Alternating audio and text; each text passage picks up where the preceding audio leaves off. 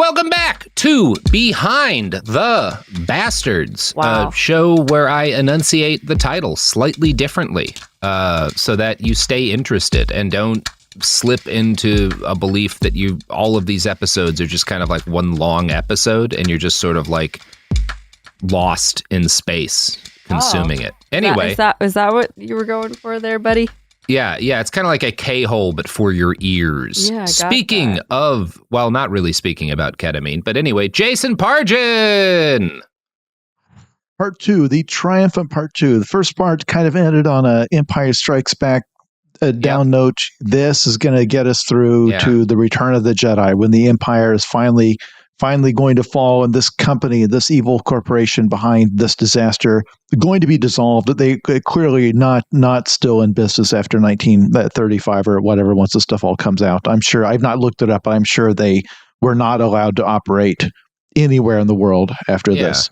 I've forgotten most of what I wrote here, but I'm sure you're right on that one, Jason. Now, Jason, are you do you have a thing that you've got to plug here? That you're yes. Yeah, moving? The new book is called Zoe is Too Drunk for This Dystopia, out in all formats on October 31st, 2023. If you are listening to this after that date, it should be out wherever books are sold in any possible format. If it is not out, boy, Google my name, because something terrible must have happened. Yeah. I can't imagine. Yeah. It must have gotten canceled and pulled from shelves. Yeah, Jason got canceled for his clandestine work in Nicaragua in the 1990s or something like that. Look, we all have a dark history of clandestine work in Latin America at some point in the 90s, you know? Don't be judgmental, people. They'll come for you next. This is the problem with cancel culture. And also, that does not get you canceled. Those people are all doing great. Very much, they're all fine. So let's talk about another kind of canceled, silicosis. So one of the, you mentioned there's not a lot of sources on this. There are some very good sources on this, but they are kind of obscure and buried. And honestly, the very best, like early, like in terms of like stuff that how close it is to the actual disaster, probably the best overall work kind of covering this, at least that's kind of contemporary to it happening, is not a piece of traditional journalism or like a traditional nonfiction book. It's a poem. An epic poem. So we're not talking about like a little rhyming thing. We're talking about almost like the Iliad or the Odyssey, right? There's an epic poem about the Hawks Nest Tunnel disaster, The Book of the Dead, written by Muriel Rukeyser. She was, someone who grew up soon after the disaster and came to this part of West Virginia and was able to meet and interview a bunch of the survivors and their family members. And so it's this mix of art where she is, using kind of the medium of poetry to talk through, to kind of set the scene and to talk through, how horrifying this was. But also large chunks of it are straight up interviews with survivors and their family members that have been kind of set to meter in order to fit into the work. I haven't ever encountered anything like this before, actually. And within sort of West Virginia, academic spheres, it's a pretty famous book. I had to, actually buy a physical copy of it, because it's not online, but it's very good. It's really remarkable, and it is considered one of the more important pieces of kind of labor journalism of this era. I think it's been forgotten by most people now, but it shouldn't be. It is a pretty remarkable work of art. So I do want to encourage people, check out Muriel Rukeyser's Book of the Dead. We're going to be quoting from it a couple of times here because it contains interviews with people from that period of time. In the last episode, we kind of joked about the fact that I'm mostly known for TikTok, which is true. Far more people have watched my TikToks than have read any of my books. But I talked about the HBO miniseries they did about Chernobyl. Yeah. And I talked about how they made it not as a documentary or as a docuseries or anything like that. They made it as a horror movie. Yeah. Like, it is highly stylized. And I was in that TikTok, I was defending that choice because I was like, you can't convey the reality of Chernobyl without trying to convey the fact that it played out like cosmic horror to these people. that you had this cursed demon thing you brought into the world, and that everyone who looked at it, their flesh started melting off their bones. So it is highly stylized because that's the only thing to really drive home. Whereas if you just try to convey it as a clinical piece of journalism, it doesn't hit the same way. It is trying to bring you into what it was like to live that situation that no one had ever lived through before. There had never been a meltdown before. Where here, I think it's the same thing. If you're trying to convey the actual horror of what occurred, because this mine, as we described in the previous episode, please go back to listen to that one if you have not yet. It was hell on earth. Yeah. Like you're in this dark space that is cramped. Even if it's a spacious mine, you're still, it's now far enough that you're long out of the sunlight. And the air is burning you. It's burning your eyes. It's burning your nose. It's burning your lungs. It's probably burning your skin. Like you're breathing teeny tiny pieces of glass. An epic poem is as appropriate as anything as I can think of to try to convey that this is an epic tragedy. It's so easy to talk about this in a way that we talk about numbers and the science of it that doesn't convey what it was like to get up and go to work in this place every day. Yeah, absolutely. And I think Rukeyser does a really admirable job of that. One of the accounts that she provides is from a woman, and this is from one of the relatively small number of laborers who were from the nearby town of Gauley Bridge. This woman, this mother, is named Absalom, and she has 3 sons who all go to work in this tunnel. They had been coal miners previously, but work was uneven. And as Rukeyser writes, quote, "A power company foreman learned that we made home brew. He formed a habit of dropping by in the evenings to drink, persuading the boys and my husband to give up their jobs and take this other work. It would pay them better. Shirley is my youngest boy. He went into the tunnel. I saw the dust at the bottom of the tub. The boy worked there about 18 months. Came home one evening with a shortness of breath. He said, 'Mother, I cannot get my breath.' Shirley was sick about 3 months. I would carry him from his bed to the table, from his bed to the porch in my arms." So that's terrible, but it's also worth noting Absalom and her family are kind of among the luckier victims in that her kids and her husband, when they get sick, they have a home in town that's stable. They have family to take care of them. They're not completely in the wind. So when Shirley gets sick, he's able to stay with his mom and get care from his mom. This does not ultimately save his life, but it's a less horrific experience than a lot of these black laborers are forced to endure. I want you to imagine not just the tunnel horror, which Jason just described pretty ably, but living and working in a camp outside the dig project, right? You're in these cramped quarters. You're in a tiny box of a room with 10 to 15 other guys. None of you are able to, there's not hygiene facilities that are good or super regular. So everything reeks. There's also this cloying silica dust that you just can't get all the way off you. It's always on everything. And one day you find that you just can't draw in breath. It feels like a flu at first. Maybe that's what it is, you think, and you start coughing incessantly. But the misery is so intense eventually that you stop being able to work and you can't sleep at night, right? So in the morning, when it's time to go in, you're not like, you can't function, right? You can't go in there and do your job. You're coughing up a lung and you haven't slept in days. This is an experience that happens to a lot of these guys. In 1936, a newsreel interviewed one of these Hawks Nest workers after the fact, who claimed, quote, "Each and every day I worked in that tunnel, I helped carry off 10 to 14 men who was overcome by the dust." Now, there's no sick days in this period of time, especially not for black migrant laborers in the midst of a massive labor surplus. From Meinhardt and Davis's perspective, right, the contractor Union Carbide is directing to do all this, workers staying in their shanties are taking up space. And if they're not working, that space has to go to someone who will.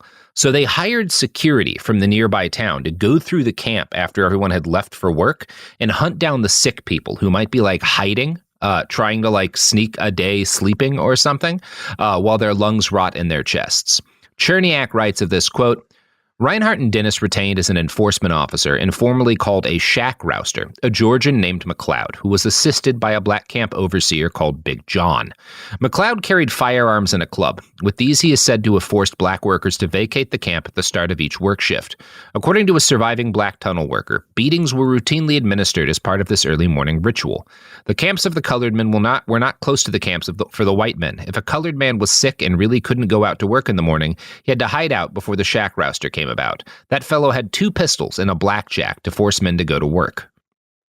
And it's worth highlighting here the 2 pistols, because rousters, there's other rousters, they're usually listed as carrying 1. McLeod is carrying 2, because the only reason to do that, if you're in this situation, is if you're worried that you might find yourself at the center of a mob of angry, sick workers and need to kind of blast your way through a bunch of people, right? That's the only reason you would need that for this job, which is basically just like poking people in their bed and getting them up. So kind of let you know the quality of dudes who are doing this job.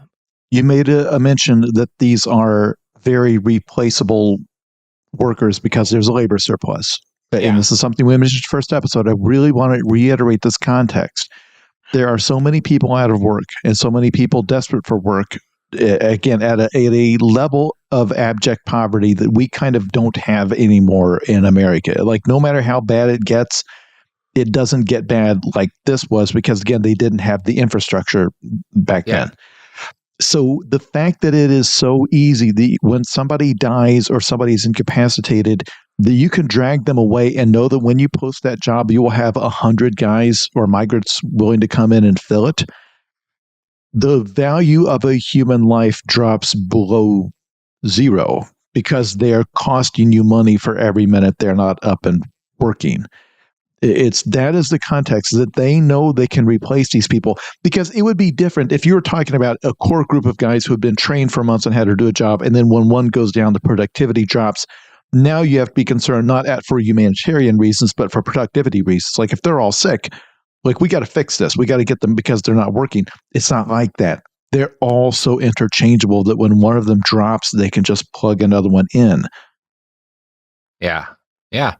And that really is the core of like why they're able to get away with a lot of this. So there are reports that sick men were sometimes even killed by rousters for refusing to leave.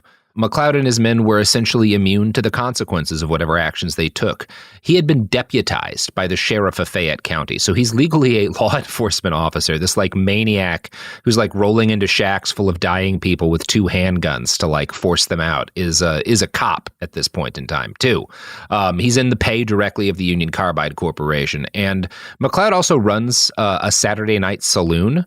It's illegal to drink and gamble at this area at this point, but you know, he's a cop, so he's able to get away with it. And it was specifically a Saturday night saloon for black laborers. So McLeod is kind of getting, you know, when these guys get out of work exhausted, they need something to distract them. He runs this thing that takes their money for booze and for gambling. And then when they're out of work and they're sick, or when they're out of money and they're sick, he'll make money kicking them out of these shacks that they stay in. It's also, when he does this night saloon, most nights will end with a raid and a mass arrest, because part of why he's allowed to do this is he's coordinating with the sheriff of Fayette County. And the sheriff of Fayette County, when they arrest these guys for gambling and drinking, they don't take them to jail, so that's good, because that would hurt Union Carbide, right? That would slow down production. They fine them all. Right? So they just take money from them because they got caught drinking at this thing that the police are basically helping to run. It's just like these black laborers are being so comprehensively mined while they are mining, right? That's one of the things that like is a kind of worth acknowledging about how unjust this situation is. In the corporate world, they call this synergy. Yeah, this is synergy. They're synergizing with the cops. All possible angles to make sure that you're maximizing every possible dime you can squeeze from this human being before they can no longer stand up. And again, the sheriff of Fayette County wouldn't do this to a workforce that was local, right? because number one, those are your voters, right? And number two, that'll endanger you. Someone's got to kill you eventually for doing that in town. If you're doing that to your neighbors, right?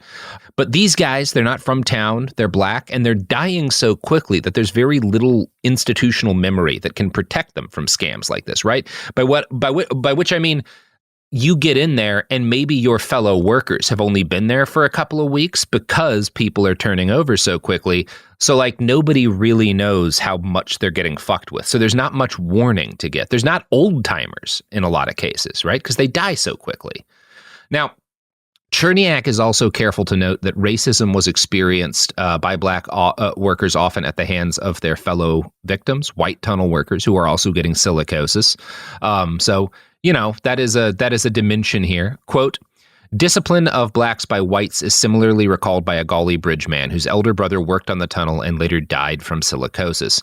He described his brother as not liking and then he uses a slur, an attribute which apparently served to qualify him as a foreman for Reinhardt and Dennis. He routinely attended to his duties in the tunnel armed with a baseball bat. And again, he was one of the guys.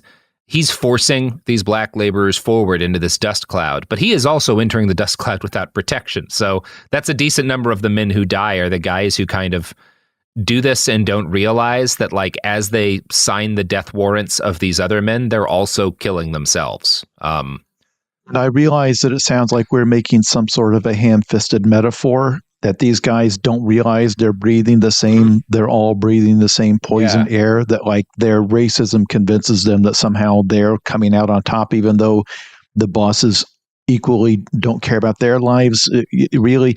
But it's not really a metaphor. It's just a thing that's literally happening. Yeah.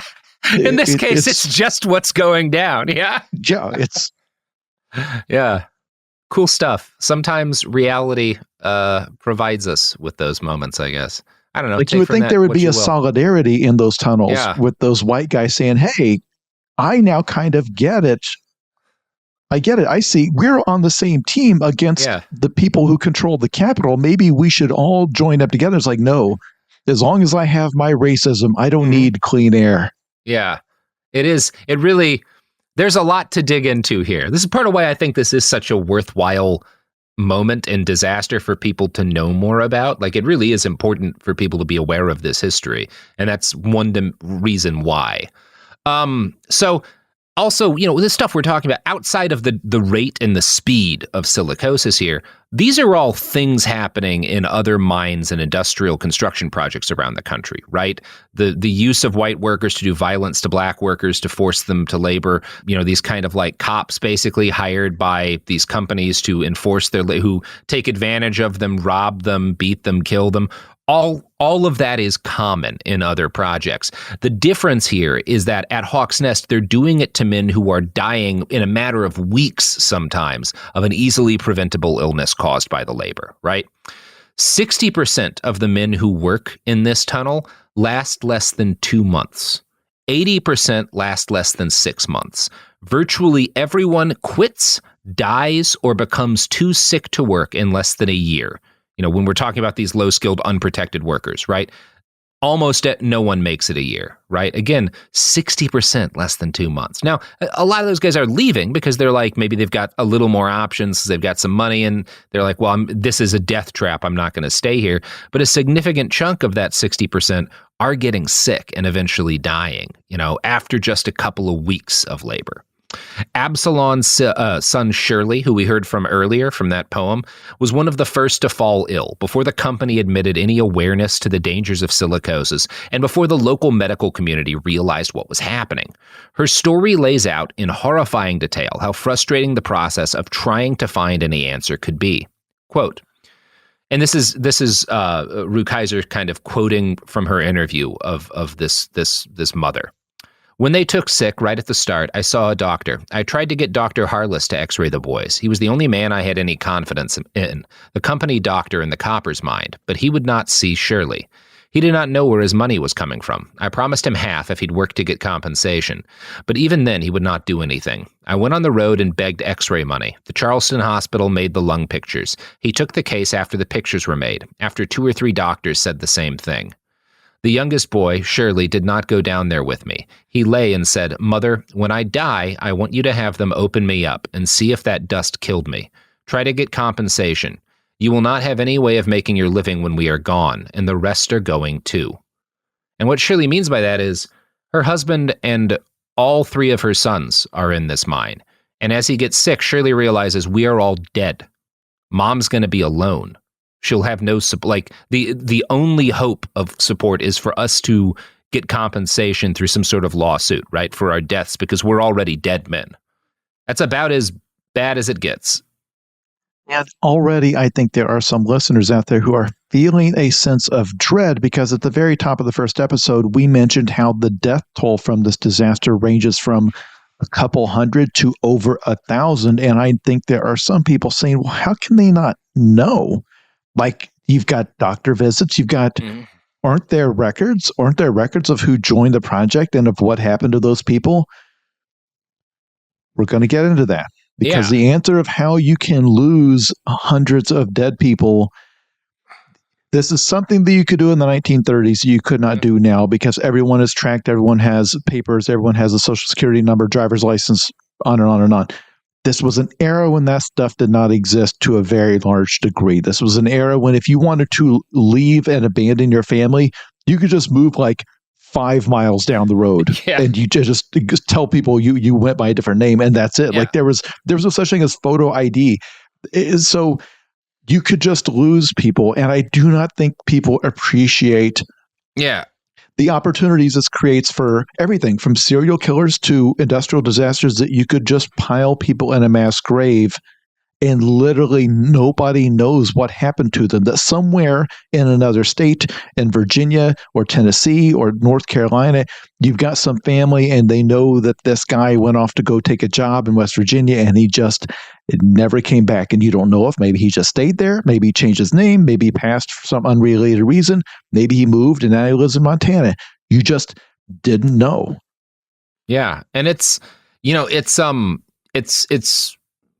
particularly in like fucked up that like that story we told of Absalom, horrible because she's a local, because she's part of a community, she has some stability, she's going to be able to like sue and stuff like that. That is how this gets out. Like when this becomes known, when there start to be news articles about it, when there's investigations, it's because of the fairly small minority of locals who lose family members.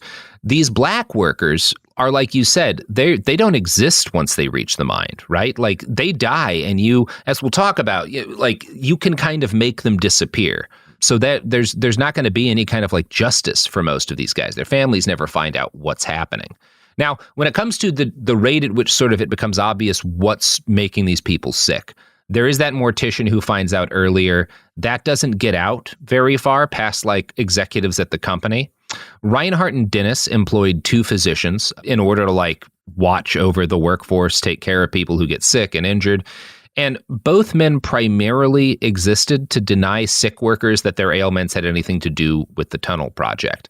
They would usually say it was pneumonia or some other communicable disease. They would tell people to keep working. They would tell them that they did not need any protective gear, and then they would give them pills. These 2 guys, Dr. Simmons and Dr. Mitchell, their primary method whenever someone comes in with silicosis is to give them these pills called little black devils, these little black pills that are just their placebos. It's baking soda covered in sugar. Like they know that they're not giving people real medicine. It's a delaying tactic. And another thing you have to realize when it's like, how did they get away with this? This is all taking place pretty much in a year or so, right? 18 months for some of the work, I think. But it happens very quickly. So both Union Carbide and Reinhardt and Dennis know all we got to do is push through to the completion line, and then our lawyers can handle the fallout, right? So give these guys some fake medicine. Maybe that'll keep them at bay another couple of months. So many of them will die that then we won't have to deal with those guys. And like every week we can put this off gets us closer to the finish line, right? There's also, a decent amount of ignorance, basically, among the local medical community. And it's not because they don't know about silicosis. As I said, this is a really well-known illness, but it normally takes years, even decades, for people to get black lung of this severity. no one has mined silica this pure in this quantity before. Like, it's pretty much unprecedented. I don't think there were really any mines of this size dealing with this quantity of pure silica. So there are doctors who know about silica who are not, unethical men, but they're just seeing how much this is hitting people, killing them, 300, 400, 500% faster than they're used to. So they don't necessarily know that. They're like, maybe this is something different, right? Maybe this is some new virus that's sweeping through town. So there is, among some of the medical professionals who are trying to puzzle this out, there is reason to be concerned, right? But within the company doctors, there's evidence that the company has access to that makes it much clearer what's happening, and that would have made it clearer to everyone earlier on, that they deliberately keep away from people, right? So yeah. Further evidence for this comes from the fact that company policies on stuff like wetting the drills would change depending on whether or not government observers were in town to monitor the work, right? When people start dying, the government sends in teams to monitor. And so Reinhardt and Dennis will say, okay, everybody, today we're going to wet down the drills and we're going to wait 2 hours after blasting to send new teams in. And then when the government observers leave, they go right back to the old procedures that are much faster and much more dangerous. Again, you can't just regulate by having a guy come by once to check something like this. That's easy to deal with. There's a very much things worked on the honor system in that era. Like, there may have been a perfunctory check or whatever, but if they had really wanted to make sure they were, abiding by the rules, there's ways you can do it. You can plant somebody there for a week, make them do it the whole time you're there, and pay attention to, do they seem to have respirators for everyone? Because the inspectors wore them. Is my understanding, when they showed up to take a look, absolutely. They did not go in that mine without breathing equipment. It's like, what are you, nuts? Yeah. Yep. So, it seems safe to say that Union Carbide deliberately avoided acquiring information that would have forced them to improve safety practices and thus slow production. The American Society of Safety Professionals, their analysis notes, Union Carbide had taken core samples along the course of the proposed tunnel before construction began and knew the rock was extremely high in silica. Despite the generally well-understood relationship between exposure to airborne silica and death by silicosis, neither Union Carbide, New Kanawha Power, nor Reinhardt and Dennis ever measured dust levels in the tunnel. Reinhardt and Dennis only conducted 2 tests for carbon monoxide during the 17-month duration of the dig. A proven technology existed to measure clouds of dust. The impinger was developed in 1916 by the U.S. Public Health Service. Impingers, also known as bubblers, are small bottles used with an air pump to collect airborne contaminants into designated collection liquids for later laboratory analysis. So they again, this is not, just because this is ancient, they have the ability to test and know there's silica in the air. It is standard on mines, but this isn't a mine. Even though they're mining, it's not a mine. But also, it's absurd, because the idea of saying that, well, we never got a chance to bring the instruments in to see if the air was bad, that would be like a house fire. And you're like, well, I never took a thermometer in there. See, it's like, well, okay, there was no visibility in the tunnel for the dust. Yeah. So like that, even that's not an excuse. Like, what they're saying is ludicrous. Yeah, it's obscene. And what's also obscene are the low prices our advertisers have for their product. We're back from that glorious pivot. So, as the death toll starts to accelerate, which happens again, that first start dying after 2 months, by the 6-month point, a lot of people are getting sick and dying. And Reinhardt and Dennis find themselves with a new logistical problem. What do we do with all these corpses, right? White workers could be buried in local cemeteries pretty easily, especially local workers who died. But most of the workers dying are black laborers. And these white, the cemeteries in town are whites-only establishments, right? They're so racist that it's like, well, we're not going to let black people into our cemetery. So at first, the majority of these black tunnel workers who have died are sent to like a local cemetery. Specifically, it's an old local slave cemetery, right? Like, that's literally where they are burying these men.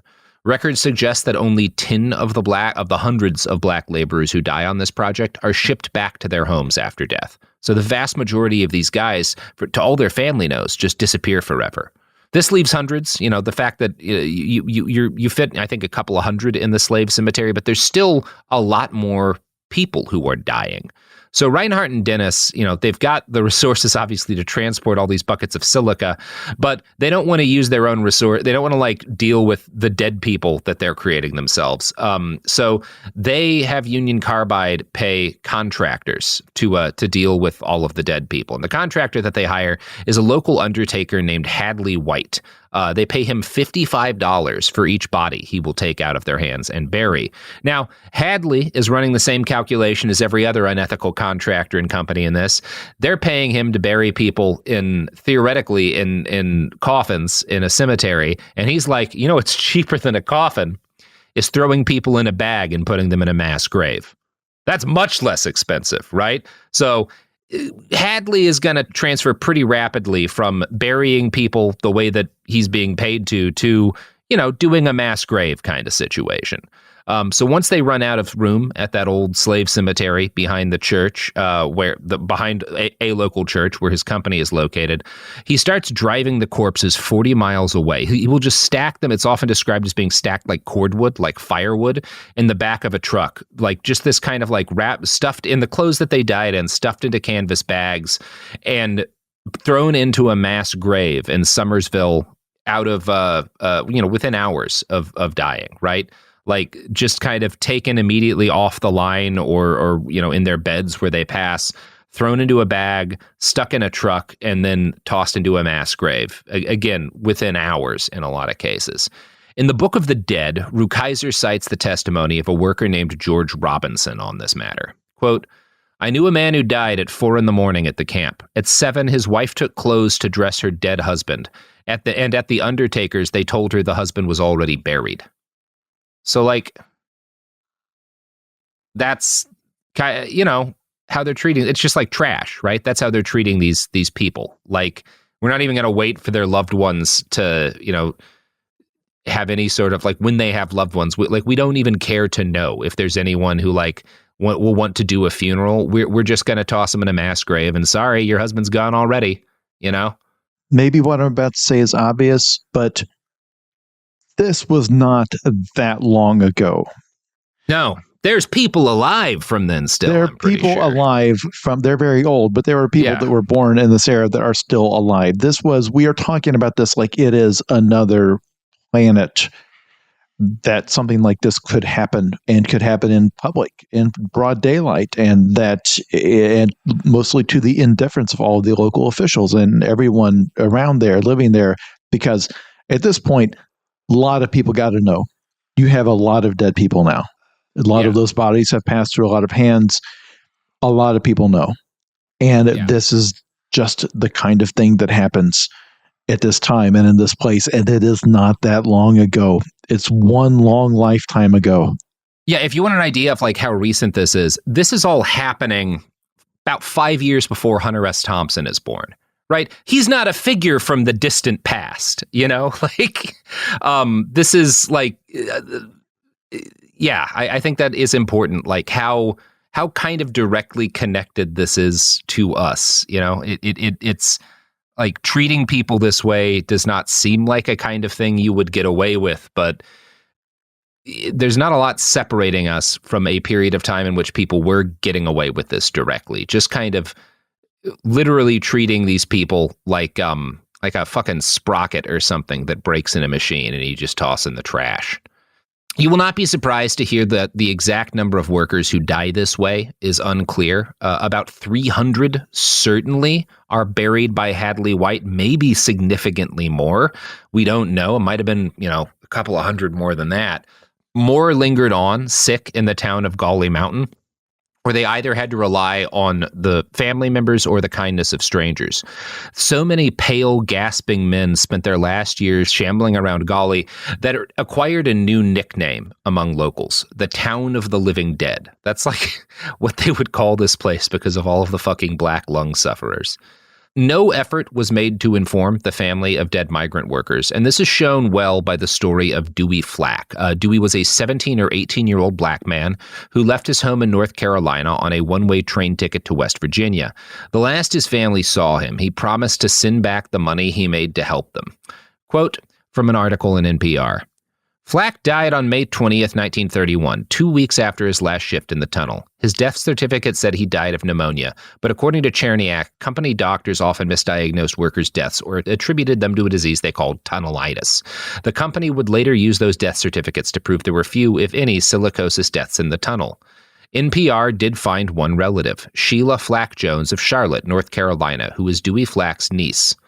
My father mentioned when I was younger that he did have a brother, but the brother he thought he'd run away. Flack Jones says of learning her uncle's fate. I'm heartbroken that my family died thinking that he had run away, and they never knew the real truth.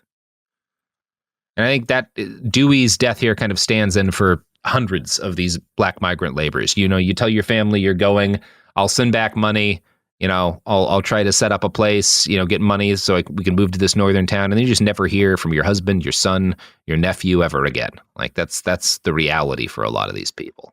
And what was the specific year you just mentioned there? I believe he's 1931. May 20th, 1931. That's the year William Shatner was born. Right. So Clint Eastwood was 1 year old by the time this happened. Again, they lived long enough to see a world where this happened. I brought up this thing about this not being that long ago because I knew that thing about the town, this village of the Walking Dead was coming, because that to me is the most nightmarish part of this. Yeah. Because eventually you had these people had no place to go. Yeah. They couldn't afford to travel. They were kicked off the job site. They couldn't work. And so they were just sent back to this town. And this town started to become overwhelmed of these people who were just walking around drowning in the air.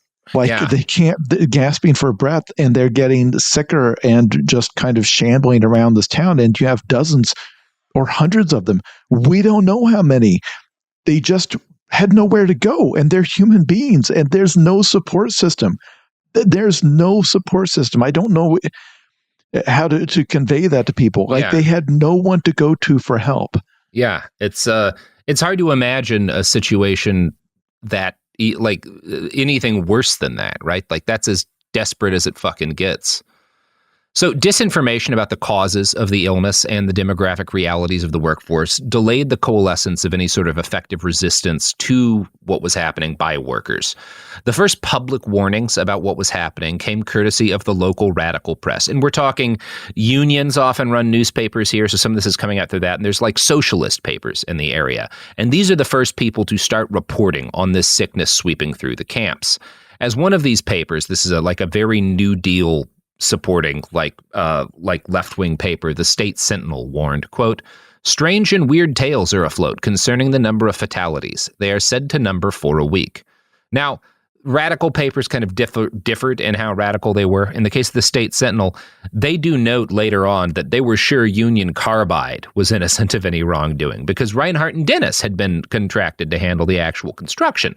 It's worth noting people, that's not necessarily them trying to protect Union Carbide.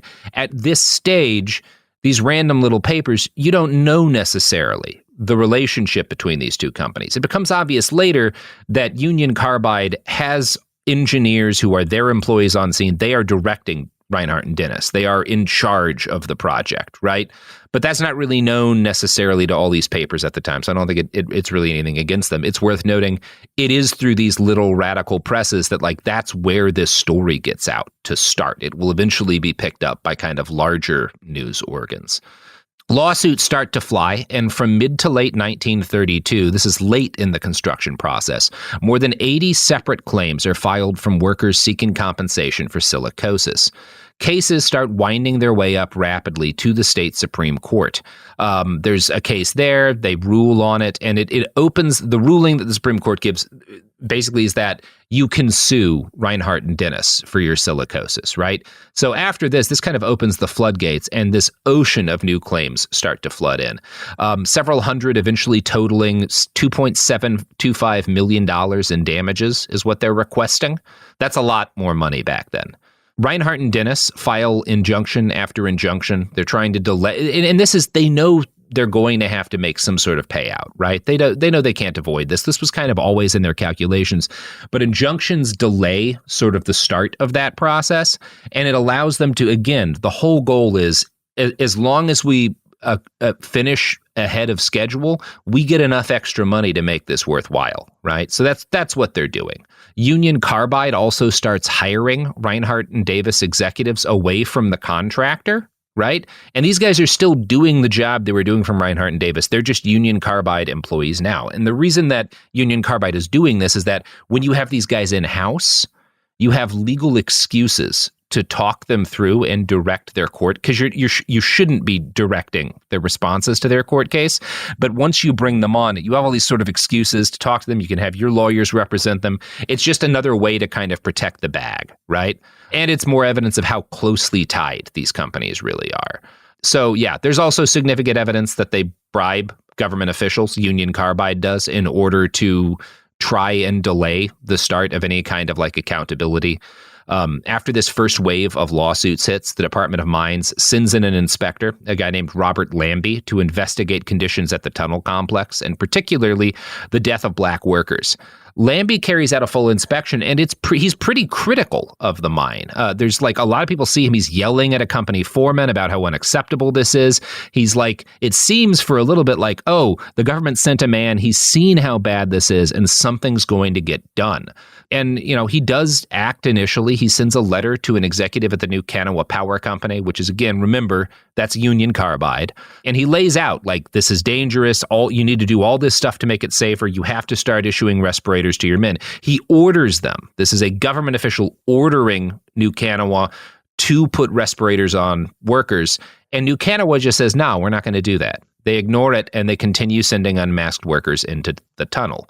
Now, this should be pretty damning for what happens in court. But 2 years later, you know, after Lambie gets there, and after some 500 lawsuits from survivors are kind of churning their way through the legal process, Lambie gets called into court. And you would expect him to be a pretty devastating testimony on behalf of these miners. I told them to give respirators to these guys, and they did not, right? But he behaves very differently once he's in a courtroom, as Cherniak writes. Testifying on behalf of Reinhardt and Dennis for a whole day on 10th of April, 1933, he described exemplary conditions in the tunnel, where air was supplied at a face velocity of 27 miles per hour. Visibility was from 5 to 700 feet, and water was constantly used to suppress dust.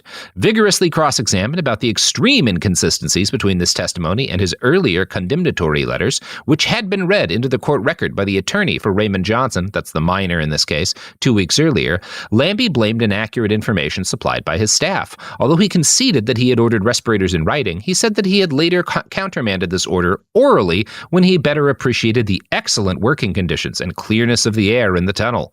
2 of Lambie's staff inspectors, who had originally filed highly critical reports, now shared in their director's change of heart. Testifying on the following day, C.B. Bishop and D.R. Sullivan joined him in tribute to the admirable conditions at Hawk's Nest. They indicated that Reinhardt and Dennis had always cooperated fully and repeated Lambie's praise of the freedom from dust and wet drilling. They described the reports they had made in 1931 as purely precautionary and unrelated to actual conditions. Lambie's startling about-face was never explained to everyone's satisfaction. Less than a week after his testimony, however, the Charleston Gazette reported a remarkable coincidence. The former director of the West Virginia Department of Mines had just opened his doors to the prestigious Kanawha Valley building in the capital city as a private consultant to the leading mining and industrial corporations of the state. Now, fortunately, that kind of revolving door is long in the past. Yeah, that's the kind of thing that today would be outrageous to even. And, you know, as an aside, don't look up people who have been appointed in the last 20 years to head regulatory agencies and what they did after the period of time in which they headed those agencies. Don't go Googling that, because there's nothing to find, right? This is never occurred again. Zero results. Yeah, 0 results. So, yeah, construction on the Hawk's Nest Tunnel was completed by 1932. This is about twice as fast, a little less than twice as fast as had been initially expected. So that's a lot of extra money for Reinhardt and Davis. By all accounts, it was a marvel of engineering and craftsmanship. It is still in works today. It's considered an exemplary. I forgot how to pronounce a word I've known since I was a small child for just a second there. It's considered to be an exemplary piece of construction. And Union Carbide's shareholders make a fortune, the equivalent of many billions of dollars in modern money, from the subsequent projects that this enables. For the families of the men who die, though, money is a lot harder to find. And we're going to talk about that. But first, maybe an ad, product, service or two, you know? Yeah. And we're back. So for the families of these guys who died, money is going to be a lot scarcer than it is for the executives who will spend the rest of their lives and their grandchildren's lives profiting off of this project. There are two massive state trials in 1933 and 1934, but only a fraction of the requested damages are ever paid out in settlements, about $200,000. And I should note here, the amount of money awarded to black laborers for the same ailments as white laborers is about half, I think. Individual awards are anywhere from $30 to $1,600, which is minimal, I would say, but Union Carbide executives still complained was ruinous to them. They described sick workers as mooches seeking to get rich out of frivolous lawsuits. The West Virginia Encyclopedia notes of this case, the largest trial ended with a hung jury, evidence of jury tampering, and generous compensation to the plaintiff's attorneys. This is corrupt as hell. This whole thing is just pretty fucked. That said, the story does not go away. And over time, it starts in these radical papers, but it starts to get coverage from the New York Times and shit. Like their big journalists start to cover this. It becomes kind of a cause celeb among a lot of the left for, I think there's, a period of a couple of months or so where this is sort of the big thing. If you're like a Northeast liberal elite to be really angry about. And I'm not saying that to be you should be angry about this. And because of how angry people get about in 1936, which is kind of 5 years after the first men start dying, and 35, 36 is really when sort of the media attention around this starts to hit critical mass. The House of Representatives holds their first inquiry into the Hawks Nest tunnel disaster. NPR writes, quote, representatives from the tunnel companies declined to attend. One submitted a letter that called witness testimony slanderous rumors and hearsay. We know of no case of silicosis contracted on this job, the letter concluded. The Congressional Committee said the tunnel was completed with grave and inhuman disregard for all consideration for the health, lives, and future of employees. Congress took no action against the companies, but that same year it passed a law requiring the use of respirators in dusty working conditions. So they don't penalize anyone, but this is where we get the legal requirement. It's no longer an option. You have to give respirators to your guys if they're working in the dust. So it took a lot of death, but we got a single regulation. Hooray! And most regulations that we have in workplace protections, there is somewhere at the bottom of it are bones and ash and of dead people who died in order to, it would be grotesque to say they sacrificed themselves so that we have these regulations, because they did not do that.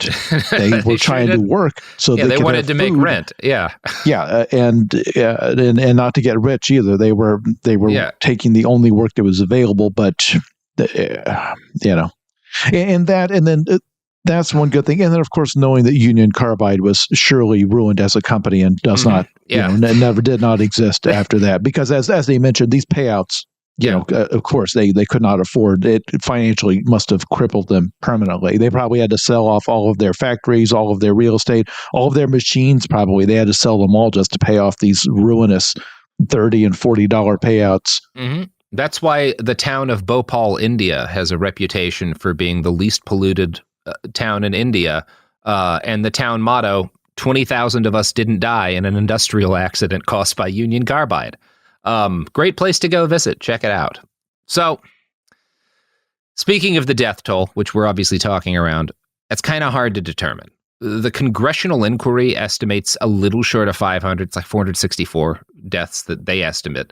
Cherniak, so the two books I read for this are Muriel Rukeyser's The Book of the Dead, and then The Hawks Nest Tunnel Disaster by this guy Cherniak, he's not just a journalist or a writer, he's actually an epidemiologist. So when he makes a death toll estimate, this is not just some like reporter interviewing people and kind of making a guess. This is a guy whose professional job is to try to calculate this sort of thing. So I lend a lot of credibility to Cherniak's estimate.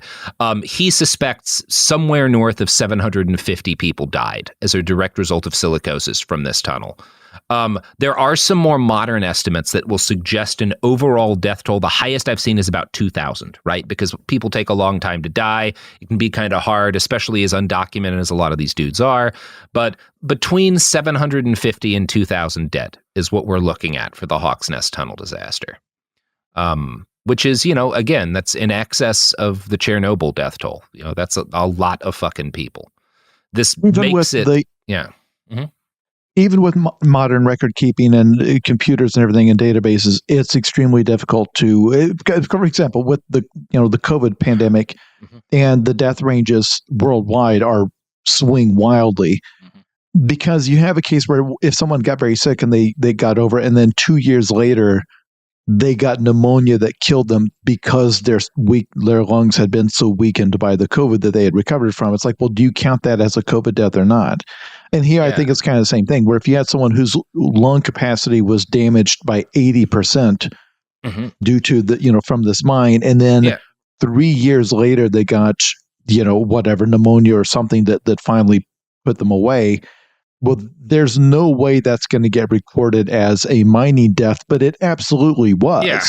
Like, this person, it doesn't die without the damage they suffered. It's just that if they didn't die on site and then have to be buried nearby, if there's not a grave you can find, it's so hard to know because, again, somebody could have went off and then died in 1938 living in some rural part of Montana.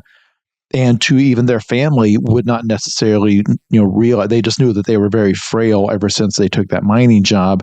So the amount of investigative work it probably took just to arrive at that number is probably extraordinary. Just trying to track down just all of the old documents and the movement of these people, and then trying to figure out where they eventually wound up.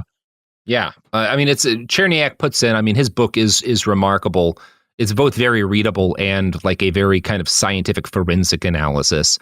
Whereas Rukeyser, number one, it's kind of, actually we're about to talk about her. It's a very direct source and a little more emotional. I think both together give you a pretty comprehensive understanding of what happened here. And I do think it's worth talking a little bit more about Muriel Rukeyser. Because there's a lot to say about our country and her specific story here. Muriel is one of the first people outside of the Gauley Bridge area to learn what was going on. At 23, she was a budding author and journalist and an avid leftist. She learned about the disaster from radical publications at the time. In 1935, when one of these magazines puts out an article about Hawks Nest, it goes viral among kind of the New York intelligentsia set and becomes this, as I said, this kind of big cause celeb for the while. And for most people, it's a thing, maybe you'll do a little march or something on it. You'll try to raise some money, and then kind of it goes away and you move on to the next thing. Rukeyser never does. And, she watches this congressional inquiry. And the congressional inquiry, when it ends, it condemns Union Carbide, and it says we should have a full federal investigation, but they never do it. There's never any official full federal investigation into this disaster. And Muriel she's not just furious about that. She's the kind of person who is like, she's angry and she's going to fucking do something about this. And so she drives down to Gauley Bridge with a friend to investigate on her own. She kind of takes this like road trip, one of our country's first great road trip stories, you could say. Now, at this point, Muriel's not a nobody. She is already a celebrated poet for her first book, Theory of Flight, which had won a Yale Younger Poets Prize. The Book of the Dead is kind of based on this road trip she takes through Fayette County and all of these people that she talks to. It's this very remarkable synthesis of gumshoe reporting and high art. It's worth noting that much of what we know about Rukeyser's life and why she did all this comes not from anything she wrote, but from the FBI. J. Edgar Hoover specifically gives orders for this woman to be followed.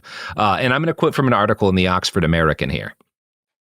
In 1943, J. Edgar Hoover authorized his agency to spy on the poet as part of a probe to uncover Russian spies. Her communistic tendencies placed her under suspicion of being a concealed communist. When the investigation began, she was noted as 30, dark, heavy, with gray eyes. In 1933, the report reads, she and some friends drove from New York to Alabama to witness the Scottsboro trial. When local police found them talking to black reporters and holding flyers for a Negro student conference, the police accused the group of inciting the Negroes to insurrections.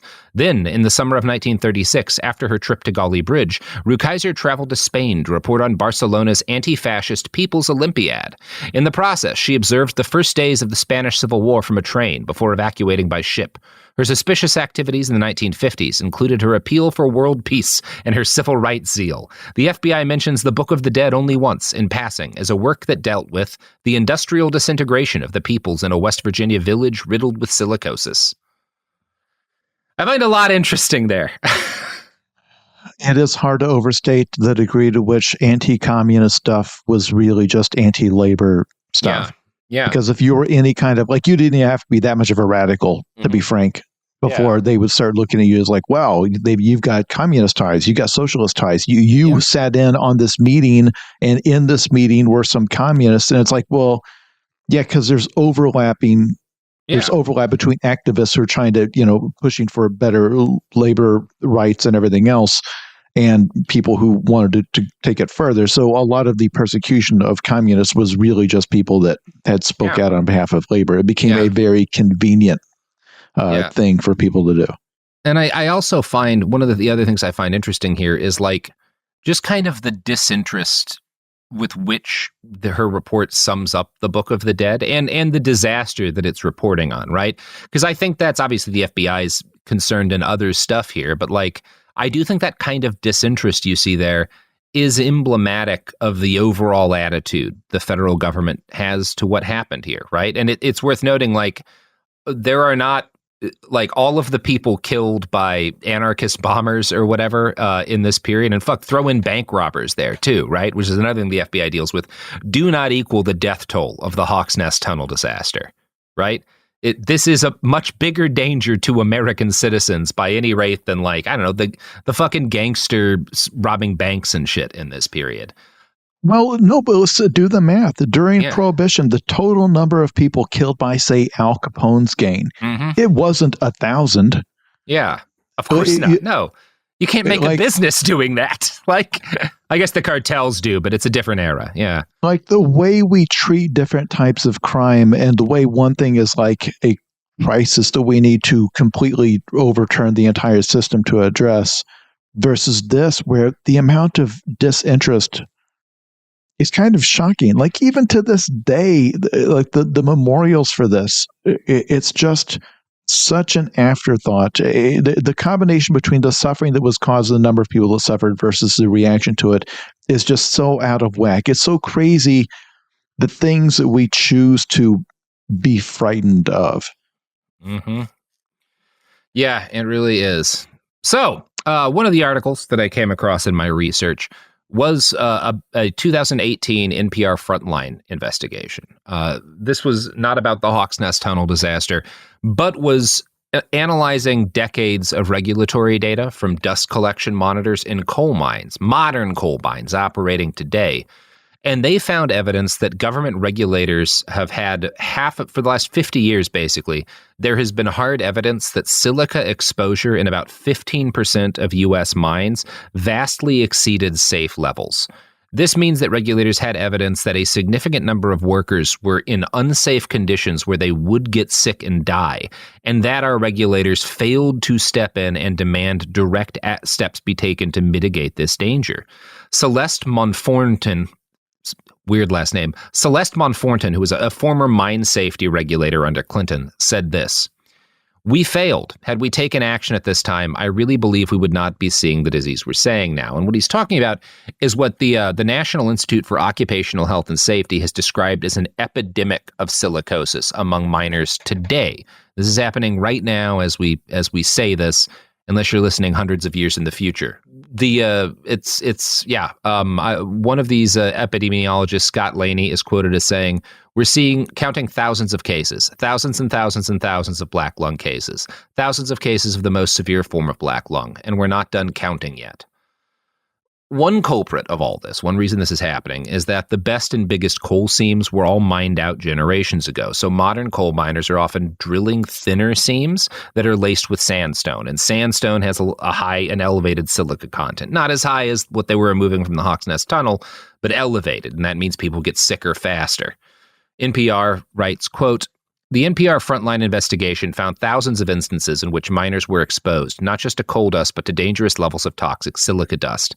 The Federal Mine Safety and Health Administration's own data chronicles 21,000 instances of excessive exposure to silica since 1986. At the same time, NPR identified black lung diagnoses involving miners in their 30s who also experienced rapid progression to the advanced stage. Smith says he was diagnosed at 39. NIOSH has confirmed this trend in its studies. I don't have an exact death toll for you now. Obviously, there are more things to keep people alive. Now, as Jason keeps saying, there's a lot more. These people this is a bad situation. It's terrifying, but they do have much more in the way of support than the folks suffering in Hawk's Nest. But we are talking thousands and thousands and thousands of cases of people dealing with black lung right now that they didn't need to be dealing with, that the technology existed warning the situation was unsafe, and they were not given the proper equipment. Air circulation systems were not installed. Mitigation efforts weren't taken because it would have cut down on the profits of the mining company. That is still happening today. I will say one thing that's good is that there have been some lawsuits, particularly against one of the issues here is that a lot of dust masks issued to miners were found not to work. The companies figure, I think what happened is that some of the mask suppliers just assumed, well, our air circulation shit, the mitigation stuff is so good, nobody's going to know if we kind of cheap out making these masks, these safety masks. And a huge number of miners have actually sued several mask suppliers, filing product liability lawsuits. And there have been multi-billion-dollar verdicts in this. So one of the good things is that there is much more of a protective apparatus. I shouldn't say protective because it didn't protect these guys. They got sick.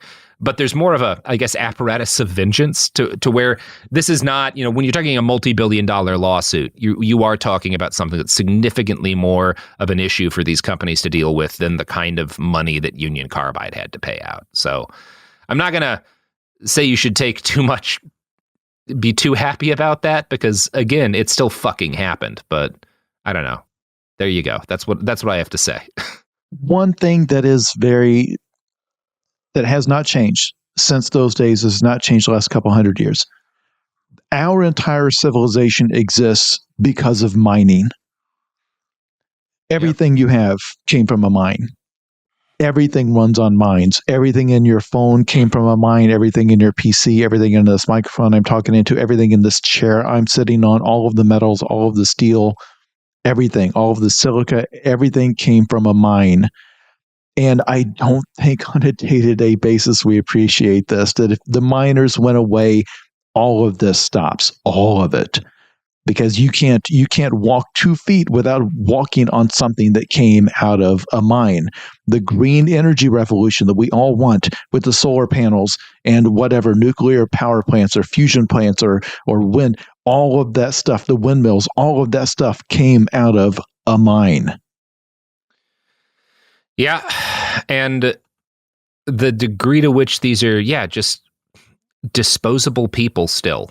I think that's kind of important to note that the disposability of the folks who make every aspect of society possible is, I won't say it hasn't changed, but they're not disposable still. And by the way, I should also highlight here, we're talking about the miner, when we say miners are what makes the world possible. When it comes to the shit mined in your computers, that's not some hard-working, man with fucking creases on his face and whatnot and a big old helmet and a light working in West Virginia. That's an 11-year-old in Central Africa mining rare earth minerals to a significant extent, right? This is one of the problems with the production of smartphones and computers and stuff is that there's basically inevitable that there will be human trafficking at some stage of that because some of the critical ingredients to these machines are only mined through means that are illegal internationally, right?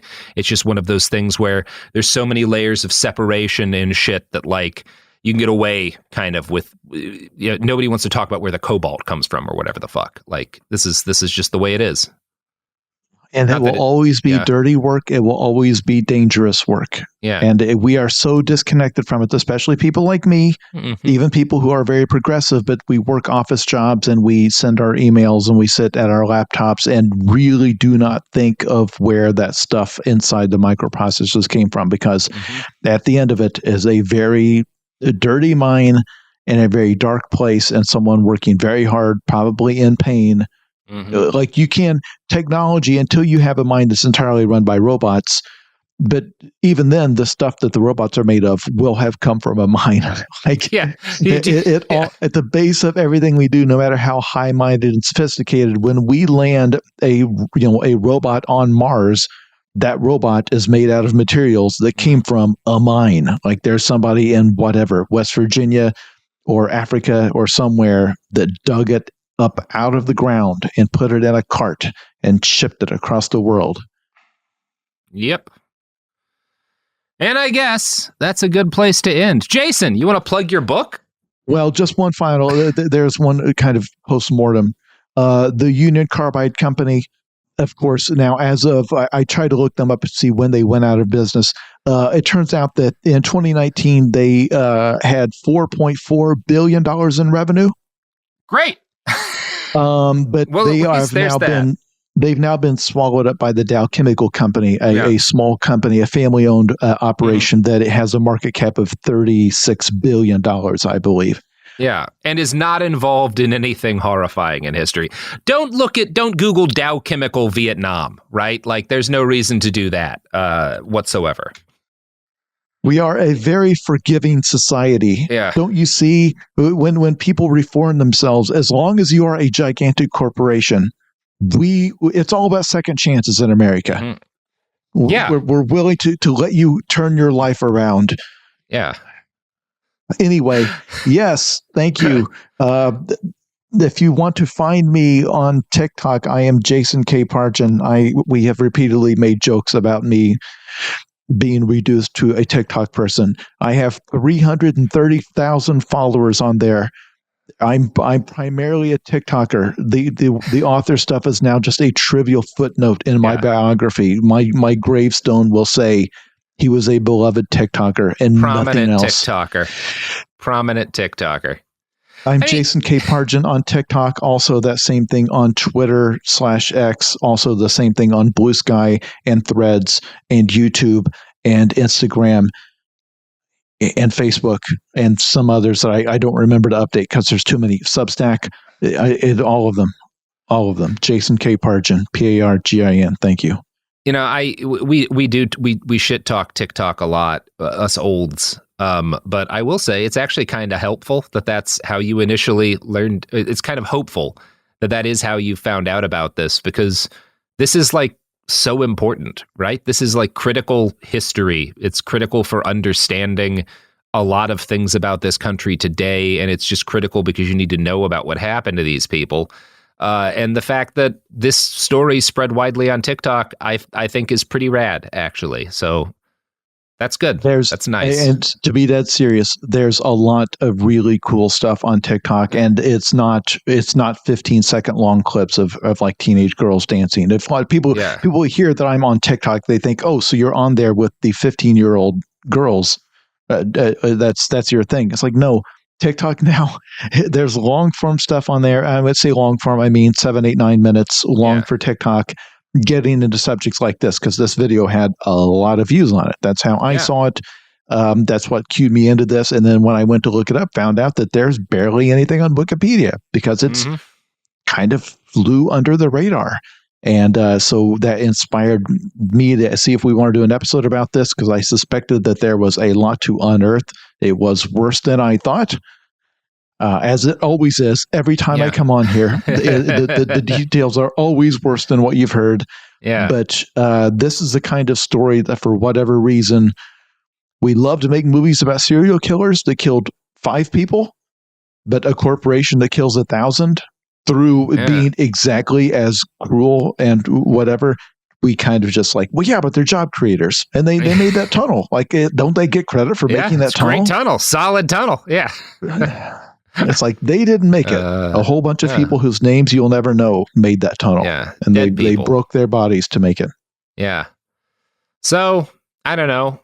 Go off into the world, buy Jason's book, Remain Angry at Union Carbide. Definitely do that.